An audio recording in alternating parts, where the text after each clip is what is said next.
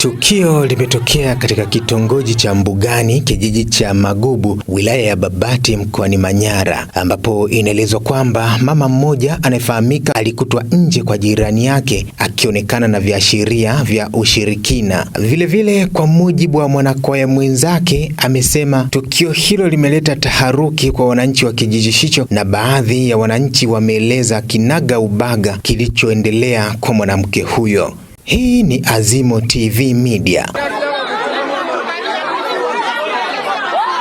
Kwa jina naitwa Idrisa Mohamed. Nimemkuta huyu mama akiwa kitokea kwake. Baada ya kufika hapa karibu na boma, alishachimbia dawa mara ya kwanza. Baada ya kuchimbia dawa ya kwanza akarudi. Baada ya kurudi akafika kwenye mti hapa mgunga.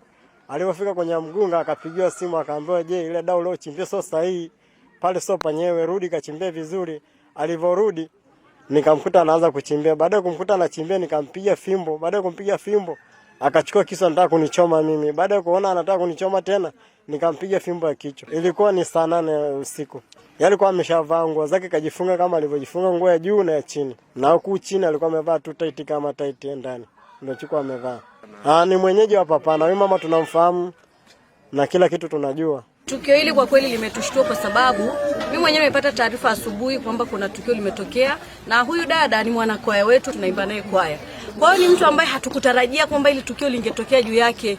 Ila sasa mimi ninasema kwamba kwa yeyote mwenye tabia hii, hata Mungu apende, sababu kanisa tunafanya kama vile ni chaka, lakini ni vitu ambavyo tunatakiwa tuache maovu. Kwa hiyo limetushangaza na kutushtua sana. Waache habari ya kuloga kwa sababu uchawi. Na Biblia inasema mwanamke muovu haruhusiwi kuishi. Lakini sisi kwa sababu hatuendani na hayo, kwamba tunawaonya kwa upendo, waache tabia za uchawi. Kwa jina naitwa Mwamvua Swalehe. Kwenye usiku wa saa 10 kasoro nilipigiwa simu na jirani yangu, ambapo tumepata taarifa kwa balozi kwamba kuna mama kakamatwa uchawi. Kweli tulitoka usiku huo tukaja, tulivokuja tukamkuta yule mama amekalishwa pale, lakini kaishapigwa na ni muda mrefu. Tunasikia kweli huyu mama ana tabia hiyo. Kwa kweli wananchi kama sisi kina mama tumeathirika, kwa sababu tukisikia kwamba mwanamke mwenzetu ana tabia hiyo na hatujawahi kuona, lakini leo ndo tumeshuhudia kwamba kweli huwa kwenye mazingira kama haya hizo kazi anazifanya. Sababu tulishaambiwa kwamba huyu mama ana mambo ya kishirikina, kwamba anatoka usiku na yani ni muda mrefu. Watu wanasema jamani, huyu mama anatokaga usiku. Kwa kuwa mtu hujamshuhudia si rahisi ujue kwamba kweli huyu mama ni mtokaji wa usiku. Lakini leo usiku wa jana kuamkia leo ndo tumeshuhudia kwamba kweli huyu mama anatoka nje, tofauti na mazingira ya kawaida, yani mazingira ya kishirikina. Na huyu mama aswa kwa sisi kama wana kitongoji, sisi ni wana kitongoji wa Mbugani, tunaomba viongozi watusaidie kwamba huyu mama atoke kabisa kwenye mazingira haya. Kwa majina naitwa Zefania Godfrey Mohamed. Kwenye muda wa saa 8 za usiku hivi nilipigiwa simu kwamba kuna mchawi ameshikwa kwa Mama Zaituni. Nikawa nimefika kwenye eneo la tukio, nikakuta wamemshika yuko hapo. Wakamuambia, ulikuwa ukifanya nini? Akasema nilikuja kuchimbia dawa. Alikuwa yuko uchi. Alikuwa uchi wa mnyama, hana nguo. Kwa hiyo wamama wakawa wamemfunika nguo. Wananchi wamesema huyu mama hawatamhitaji kukaa hapa, aondoke tu kwa sababu anawaletea shida muda mrefu.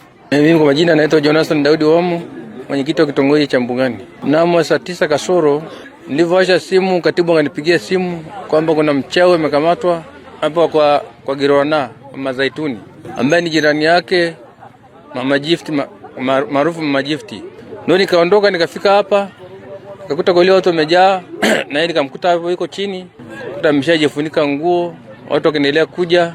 Basi tukaenda mmoja hapo, shida nini? Akasema nilikuja kuloga, kwamba huyu mama sijui amenitupia madawa kwamba naugua kisukari. Yeye ndo ananiloga.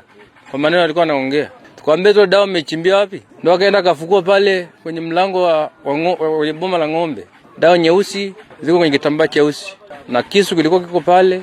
Ndio hivyo taharuki katokea kama hiyo.